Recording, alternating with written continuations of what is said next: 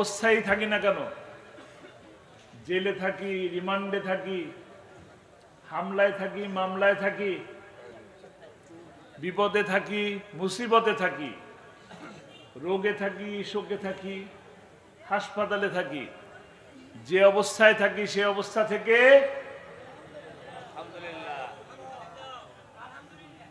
জোরে বললাম না আস্তে বললাম? আরো জোরে বলি আলহামদুলিল্লাহ। আল্লাহ যে আমাদেরকে কত ভালো রেখেছেন, এই শুকরিয়া আদায় করে শেষ করা যাবে না। দেখুন আমরা এখানে যারা আছি, আল্লাহ তাআলা আমাদেরকে কত সুন্দর করে বানিয়েছেন। সুন্দর দুটি চোখ দিয়েছেন এত সুন্দর পৃথিবীকে দেখার জন্য। এই সুন্দর দুটি হাত দিয়েছেন কাজ করে খাওয়ার জন্য। এই দুটি পা দিয়েছেন সুস্থ সামর্থ্য পা। এই শরীরটা দিয়ে শরীরটা সহকারে দাঁড়ায় থাকতে পারতেছি, হাঁটতে পারতেছি, দৌড়াতে পারতেছি নাকি? এক পা নাই এরকম লোক আছে তো? হাত নাই লোক আছে তো? চোখ নাই লোক আছে তো? কথা বলতে পারেন না লোক আছে তো? তাহলে আমাদের এগুলা সব আল্লাহ দিলেন, তো সেই আল্লাহরে শুকরিয়া আদায় করবো না? আলহামদুলিল্লাহ। জোরে সোরে বলি আলহামদুলিল্লাহ। শুকরিয়া আদায় করে শেষ করা যাবে না, সব কিছুতেই শুকরিয়া আদায় করা দরকার। এত সুন্দর পৃথিবী, এই সুন্দর পৃথিবীর এই সুন্দর মাটির উপরে আল্লাহ আমাদেরকে কত খাদ্যের ব্যবস্থা করছেন, কত খাবার খায়। জিহ্বা কয়টা? স্বাদ নেন কয় রকম? কয় রকম? অনেক রকম। এক জিহ্বায় দেখেন তিতার স্বাদ নেন, মিষ্টির স্বাদ নেন, টকের স্বাদ নেন, পাইনসার স্বাদ নেন। সুবহানাল্লাহ, সুবহানাল্লাহ। শুকরিয়া আদায় করে শেষ করা যাবে না। যাবে? যাবে না। যে আল্লাহ তাআলা আমাদেরকে এত কিছু দিলেন, সেই আল্লাহর রেজামন্দি হাসিল, তাকে খুশি করার জন্য, তাকে সন্তুষ্ট করার জন্য কি কাজ করি কিনা? কাজ করি? কাজ করা দরকার না? আমরা কি সারা জীবনের জন্য পৃথিবীতে আসছি, নাকি এই পৃথিবী থেকে আমাকে আবার অন্য এক জগতে যেতে হবে? যেতে হবে কিনা? সেখানে কি আমাদের বিচার হবে? কিছু একটা পাবো? কি পাবো? সবাই আমরা জান্নাত চাই, চাই না? সবাই জান্নাত চাই। এই মাটি কার?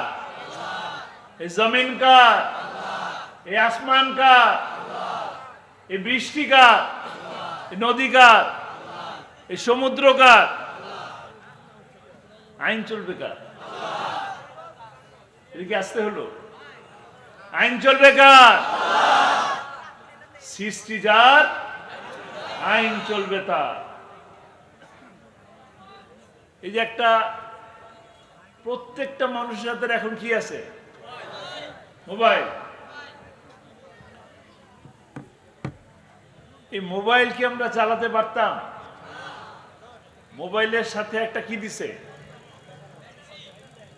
ব্যাটারি, চার্জার, আর কিছু দেয় নাই? একটা ম্যানুয়াল বুক দেয় নাই? একটা ম্যানুয়াল বুক দিছে কেন?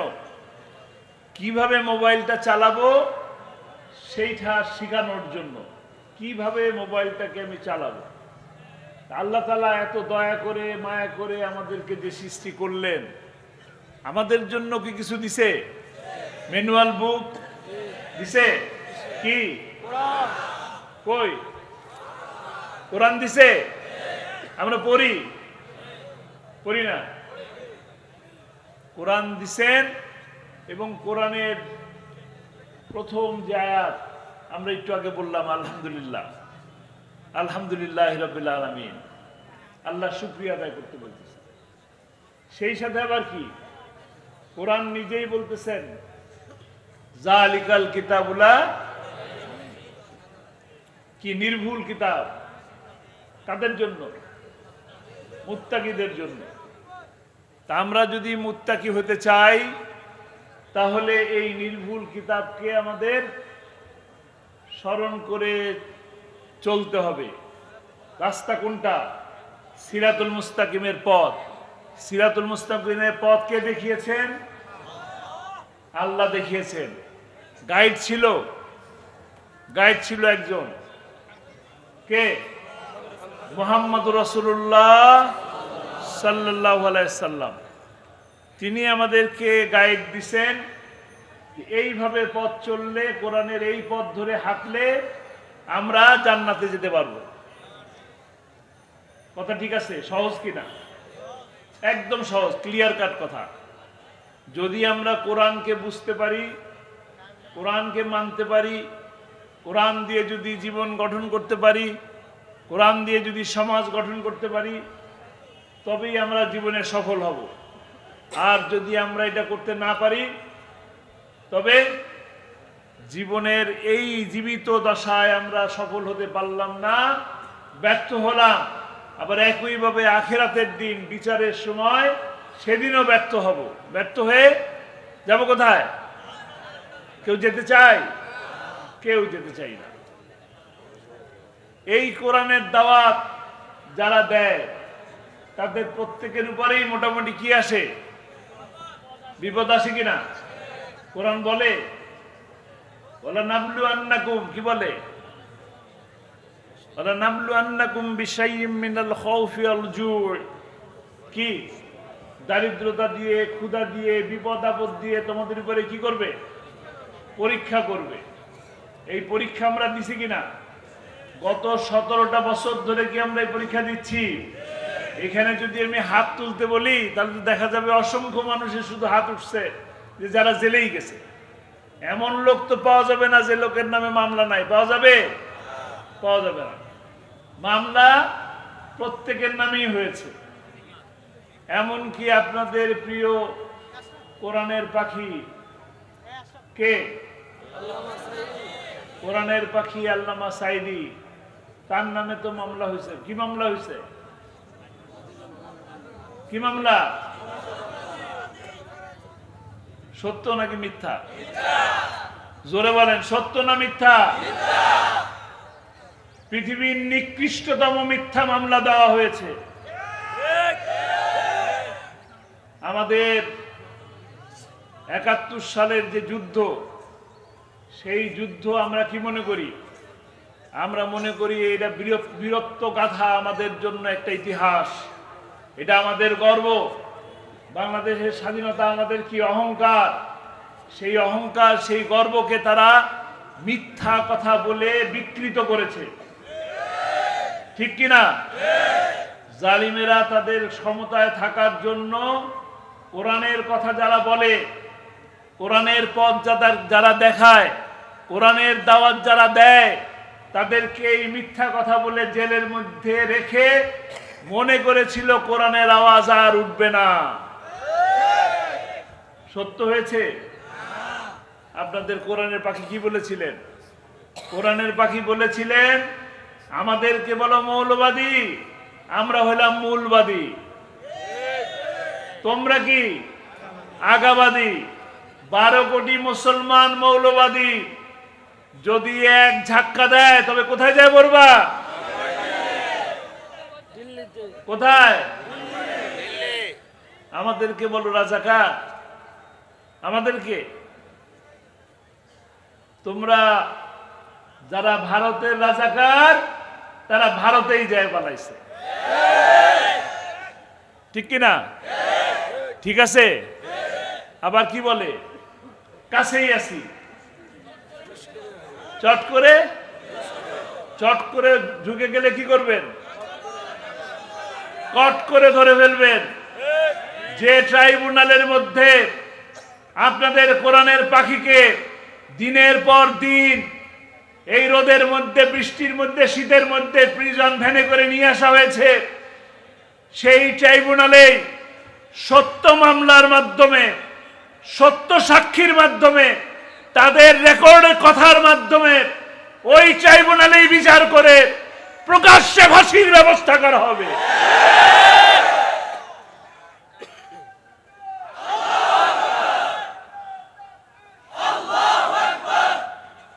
আমরা কোরআনের পাখিকে গ্রেফতার করার পরে সেই 29 জুন 2010 সাল যতবার তার সাথে দেখা করতে গেছি সময় দিছে মাত্র 30 মিনিট।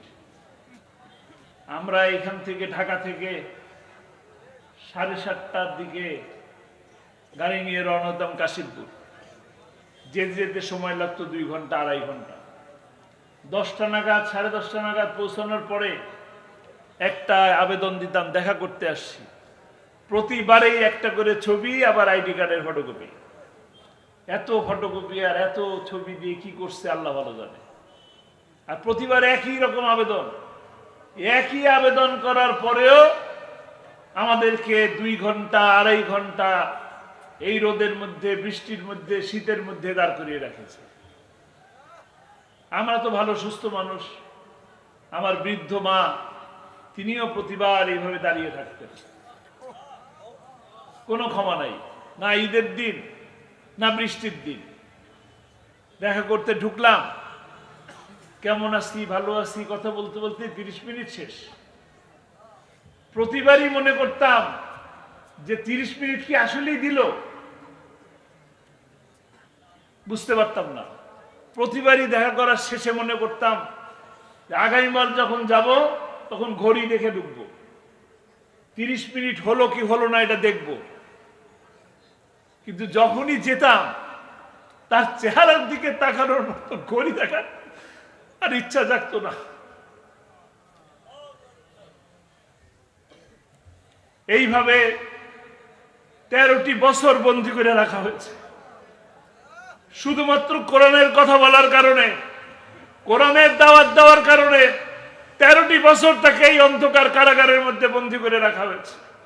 এই বৃদ্ধ বয়সে 46 বছরের ডায়াবেটিক্স, কোনোদিন অভিযোগ করেন নাই।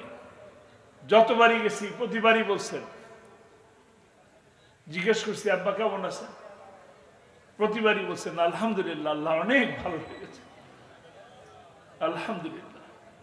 এই এমন একটা ব্যক্তিকে কারাগার থেকে মিথ্যা কথা বলে হাসপাতালে নিয়ে ইনজেকশন পুশ করে তাকে হত্যা করা হয়েছে।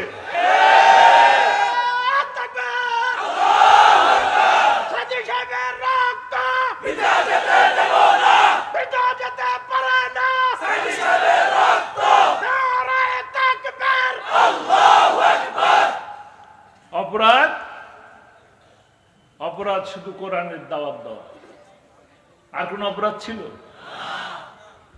আবরারের অপরাধ কি ছিল? আবরারের কথা মনে আছে আপনার? মেধাবী ছাত্র, বুয়েটের, ফজরের নামাজ পড়তে যায়। ফজরের নামাজ পড়তে যায় বলে তাকে শিবির সন্দেহ করে রুমের দরজা আটকিয়ে হাতুড়ি দিয়ে গিরায় গিরায় পিটিয়ে পিটিয়ে হত্যা করেছে। কতটা বর্বর হলে তারা এই কাজ করতে পারে? বিশ্বজিতের কথা মনে আছে আপনাদের? একটা হিন্দু ছেলে দিনে দুপুরে 35টা 36টা টেলিভিশনের ক্যামেরার সামনে রাজপথে তাকে কুপিয়ে কুপিয়ে হত্যা করা হয়েছে। সে বারবার বলতেছে ভাই আমি শিবির না, আমি শিবির না। শিবির তো দূরের কথা, আমি তো মুসলমানই না। অপরাধ কি ছিল? খোঁচা খোঁচা দাড়ি ছিল। দাড়ি রাখা অপরাধ? এই মুসলমানের দেশে দাড়ি রাখা কি অপরাধ?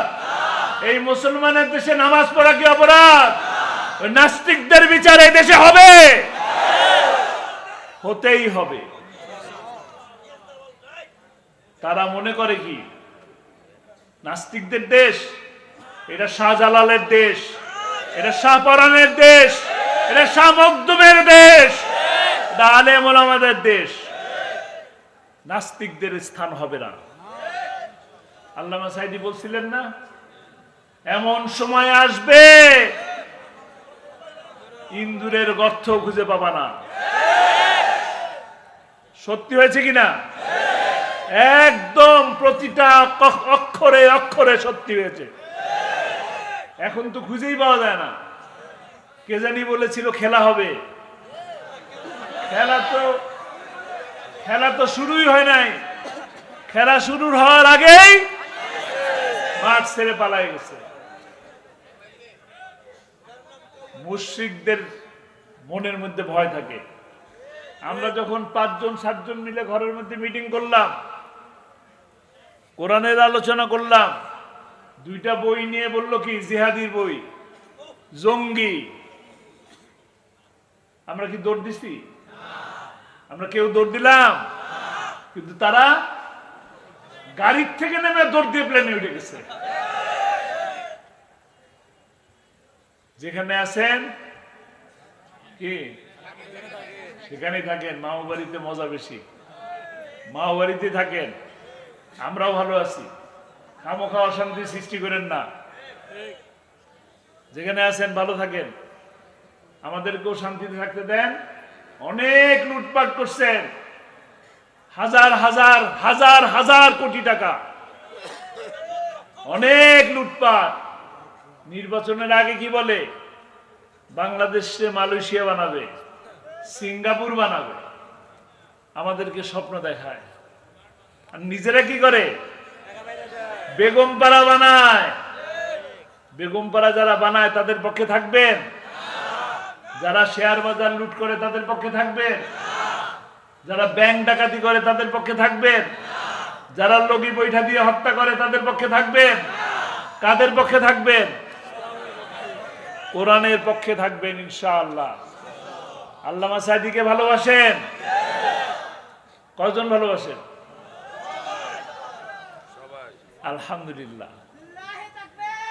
আল্লামা সাঈদী, আপনারা কি আমার আত্মীয় নাকি? আল্লামা সাঈদীর আত্মীয়? এত ভালোবাসেন কেন? কোরআনের জন্য। আল্লামা সাঈদীর একটি স্বপ্ন ছিল, প্রতি মাহফিলের শেষে তিনি বলতেন, মনে আছে? প্রতি মাহফিলের শেষে তিনি বলতেন, কোরআনের রাজ প্রতিষ্ঠা হয়েছে, এই দৃশ্য দেখে আমার যেন মৃত্যু হয়। সেই স্বপ্ন বাস্তবায়ন করতে পেরেছি আমরা? সেই স্বপ্ন বাস্তবায়ন করব আমরা? দায়িত্ব কাদের? তাকে হত্যা করা হয়েছে, তাকে নির্মমভাবে হত্যা করা হয়েছে। সেই হত্যার বদলা নিতে হবে। বদলা কিভাবে নেব? তার স্বপ্ন পূরণের মাধ্যমে, ইনসাফ ভিত্তিক কল্যাণময় একটি রাষ্ট্র প্রতিষ্ঠার মাধ্যমে। ইনশাআল্লাহ আমরা একটি সুন্দর সমাজ গঠন করব। যে স্বপ্ন সেই 50 বছর আগে যুদ্ধের সময় আমাদের মুরব্বীরা স্বপ্ন দেখেছিল, কি? সোনার বাংলা। আমরা সেই সোনার বাংলা সত্যিকার অর্থে গঠন করব ইনশাআল্লাহ। এই হত্যাগুলা, প্রতিটি হত্যার বিচারের মাধ্যমে। ছাত্রলীগ নিষিদ্ধ করে তাদের গুনাহ মাফ করার কোনো সুযোগ নাই। প্রতিটি হত্যার বিচারের মাধ্যমে ইনসাফ ভিত্তিক সমাজ প্রতিষ্ঠা করতে হবে ইনশাআল্লাহ। আমরা রাজি আছি? আগামীতে যে সুযোগ আসবে, আজকে এই যে 5ই আগস্টের পরে আমরা ভালো আছি নাকি? ভালো আছি? এটাই কি বিজয়? 5ই আগস্টের যে শান্তি পেলাম, এটাই কি শান্তি? আরো বেশি শান্তি চাই, সুখ চাই, সমৃদ্ধি চাই। কিভাবে চাই? কোরআনের রাজ প্রতিষ্ঠার মাধ্যমে। আমাদের কাজ হবে আল্লামা সাঈদীর সেই স্বপ্ন, কোরআনের দাওয়াত। এই কোরআনের দাওয়াত আমরা প্রতিটি ঘরে ঘরে পৌঁছে দেব ইনশাআল্লাহ। রাজি আছি? রাজি আছি ইনশাআল্লাহ। কোরআনের কথা যারা বলেন, কোরআনের পক্ষে যারা থাকেন, মানবতার পক্ষে যারা থাকেন, বন্যার্তদের পাশে যারা থাকেন, অগ্নিকাণ্ড হলে তাদের পাশে যারা থাকেন, হিন্দুর পাশে যারা থাকেন, হিন্দুর মন্দির পাহারা দেয় যারা, তাদের পক্ষে থাকবো। রাজি আছি? কথা দিচ্ছি। যদি আমরা এই কাজ করতে পারি তবেই সত্যিকার অর্থে এই দেশটা শান্তিময় একটা দেশ হবে, একটি কল্যাণময় রাষ্ট্র প্রতিষ্ঠা হবে ইনশাআল্লাহ। আমরা যেন সেই কল্যাণময় রাষ্ট্রের দিকে কাঙ্ক্ষিত স্বপ্ন পূরণের মাধ্যমে একটি কল্যাণময় রাষ্ট্র প্রতিষ্ঠা করতে পারি, সেই তৌফিক আল্লাহ তাআলা আমাদের সকলকে দান করুন। কোরআন নিজে পড়ার চেষ্টা করি, কোরআন বোঝার চেষ্টা করি, কোরআন মানুষকে বুঝাই, কোরআন দিয়ে নিজের ঘরকে সাজাই, কোরআন দিয়ে সমাজ গড়ি। আল্লাহ যেন আমাদেরকে সেই তৌফিক দান করে। ওমা তৌফিক ইল্লা বিল্লাহ। আসসালামু আলাইকুম ওয়া রাহমাতুল্লাহ। আমরা কেউ নওয়াজা করব না। আমরা শহীদ আল্লামা দেলোয়ার হোসেন সাইদি সাহেবের এই শহীদ পরিবারের শহীদ সন্তানের সাথে আমরা আল্লাহর দরবারে হাত উঠাবো। আপনাদেরকে